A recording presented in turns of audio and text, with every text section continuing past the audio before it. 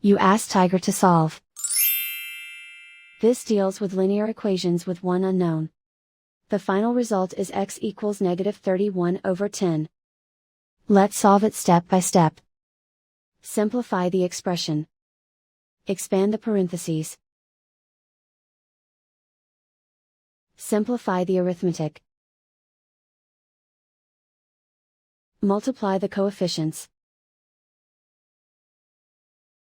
Group all constants on the right side of the equation. Subtract 15 from both sides. Group like terms.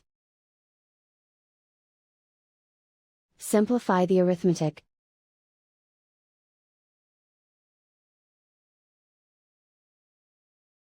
Isolate the x. Divide both sides by -10. Cancel out the negatives. Simplify the fraction. Move the negative sign from the denominator to the numerator. And so the final result is x equals -31/10.